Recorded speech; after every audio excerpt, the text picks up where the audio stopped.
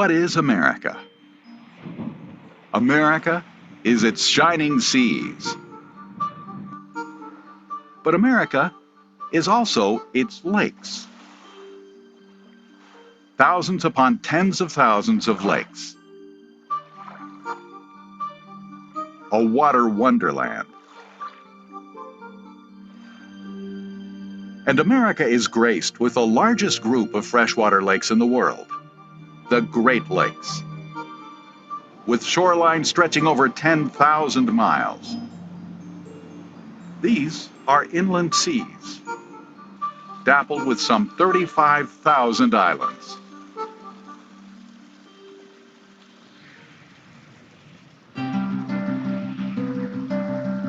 Here, we discover the most remote national park in the contiguous 48 United States,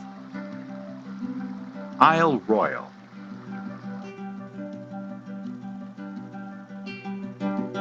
Within the watery boundaries of the state of Michigan, in the northwest corner of Lake Superior, the largest freshwater lake on Earth, the park resides on a 45-mile-long island, the largest island in the lake,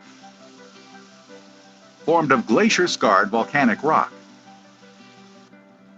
richly forested with conifers, birch, aspen, and cedar, and reachable only by boat or float plane. Remote, difficult to get to. So Isle Royale hosts few visitors, but those who do weather the journey, stay longer. They're the kind who explore for themselves. A fabled wilderness. Here, that stalwart predator, the wolf, lives in dynamic interaction with that most massive member of the deer family, the moose. Since no automobiles are allowed, hiking on one's own 2 feet is the means of land travel. The Greenstone Ridge Trail runs the full length of the island.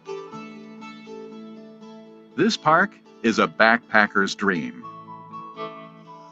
There are hundreds of jewel-like island lakes and ponds.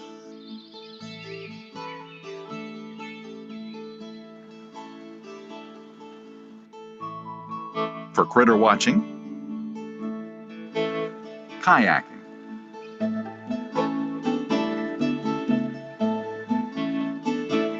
and canoeing.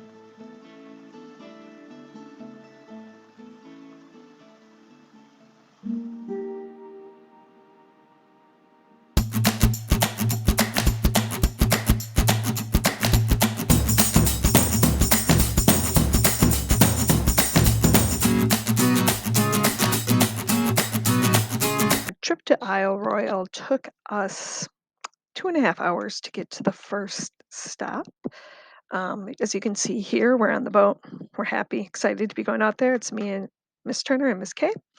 And you can also see how forbidding the shoreline is. It would be really difficult to land and climb on the rocks for most of the island.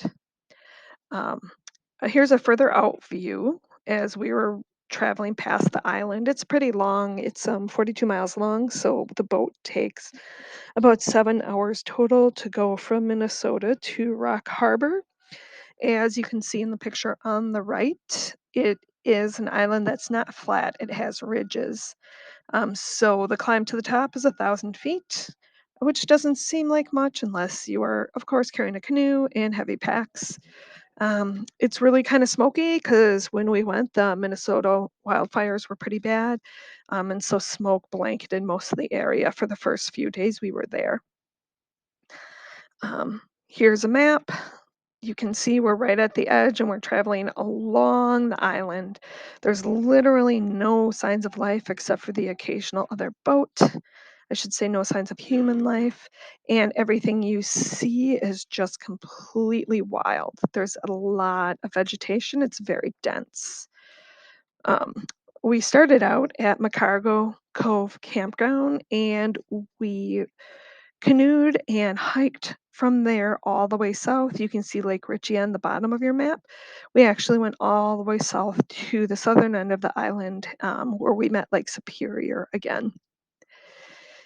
There's our boat leaving us. We're on the island. You can see in the photo to the right, there's a trail. The trails are not the kind you find in forest preserves or hiking areas around here.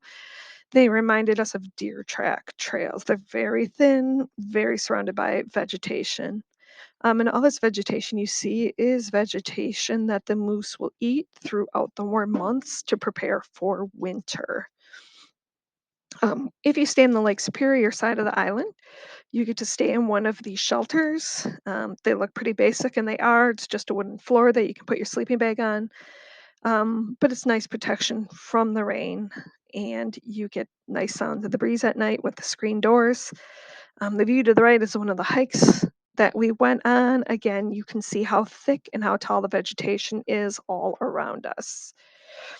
Um, when we weren't canoeing, we were portaging, and portaging, or as they say in Canada, portaging.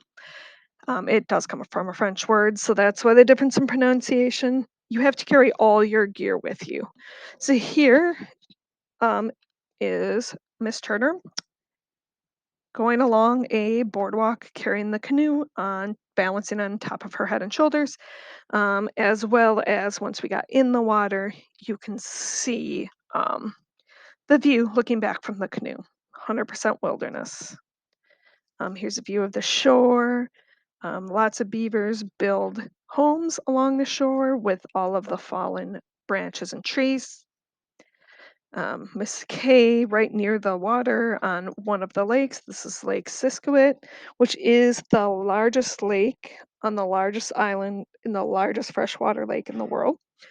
You can see how clear the water is if you look at both of these photos. The inland lakes were very, very clear, very easy to see. We saw a lot of different living things while we were there. Here's two different frogs. One's baby, the one on the right in the hands, and then the other one is a common green frog that you can also find around the Racine area here. This picture is showing you blue-green algae or cyanobacteria, and this is actually very, very toxic. There was a bloom in one of the lakes when we visited, and if you drank from this water, you could get very, very sick from the toxins that the cyanobacteria put out. So you definitely want to stay away from that. We do have blue algae blooms around the Racine area, southeast Wisconsin, as well during the summer months.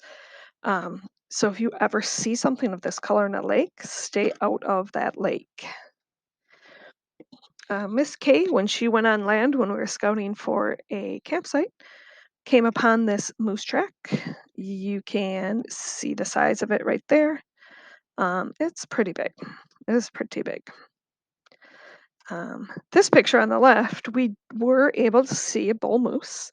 You can kind of see him in the photograph. We zoomed in here. He's pretty camouflaged. And for being over 1,000 pounds, he's very, very quiet. It was really quite amazing how quietly he could move through the thick growth. On the right hand side is a moose skull, part of a moose skull that was at one of our campsites. Here's another example of some of the living things on Isle Royal. This is a clam, formerly living, since the shell is open and it's on land. But just another example of the variety of life, the biodiversity here on Isle Royal.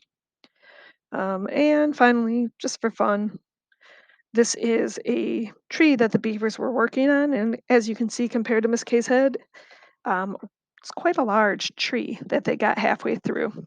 So they very well may finish this tree before next season in building their homes. I hope you enjoyed our show to give you some background knowledge on Isle Royal. And I look forward to working with you as we move forward to study the amazing interactions between the wolves and the moose and the other members of the ecosystem on this very special island.